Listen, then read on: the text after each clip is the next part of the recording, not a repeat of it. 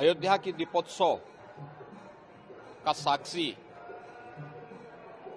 कल न केवल अयोध्यावासी बल्कि उत्तर प्रदेश, देश और दुनिया बनी है। 54 देशों के राजनयिकों ने भी आकर के नई अयोध्या के दर्शन किए हैं। दीपोत्सव का भव्य रूप उसी श्रृंखला का हिस्सा था जो आदरणीय प्रधानमंत्री जी के विजन के अनुरूप आगे बढ़ रहा है। दीपावली का ये पर्व अच्छाई के लिए,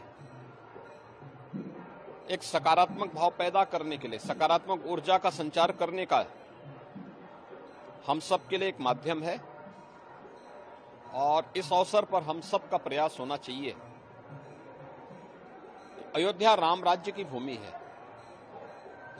राम राज्य में हर तबके के लिए, एक गरीब, एक वंचित, एक दलित, एक जनजाति, हर समाज के लोगों के लिए पूरा सम्मान है। उसके आगे बढ़ने के लिए हर प्रकार के अवसर हैं।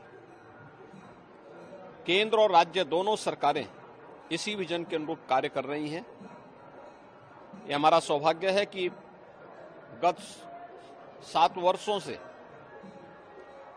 उसी अयोध्या में, जहां पर 90 के दशक में और 80 के दशक में कर्फ्यू,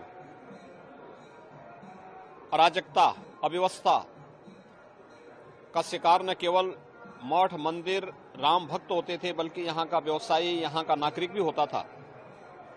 उससे एक मुक्त होकर के एक नई व्यवस्था, एक नए युग की ओर आज हमारी इस अयोध्या ने प्रवेश किया है और उस अयोध्या के प्रवेश का दीपोत्सव का कार्यक्रम उसमें मील का पत्थर साबित हुआ है।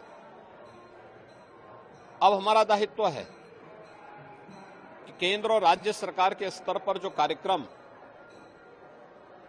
विकास की योजनाएं, अयोध्या को दुनिया की सुंदरतम नगरी के रूप में प्रस्तुत करने का जो अभियान है, इसमें हम भी अपने स्तर पर एक प्रयास करें। सभी लोगों की सहभागिता, जन भागीदारी, उसके माध्यम से इन योजनाओं को समय से आगे बढ़ाने और इनके संरक्षण में हम भी अपना योगदान दे सकेंगे।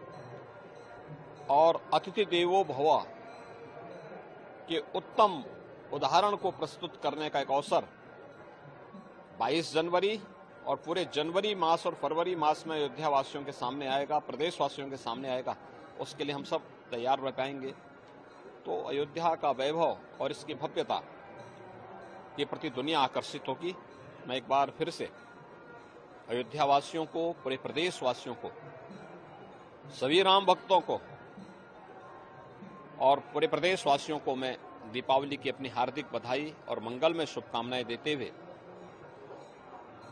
प्रभु श्री राम से और बजरंगबली हनुमान जी से ही प्रार्थना करता हूं कि वह सर्वत्र खुशहाली लाएं, हर एक के परिवार में, उसके व्यक्तिगत जीवन में, उसके पारिवारिक जीवन में, उनके सामाजिक जीवन में हर्षोल्लास और उमंग का स्थान सदा बना रहे। यही कामना मैं करता हूं। मेरी मंगल में शुभकामनाएं पूरे प्रदेशवासियों के प्रति।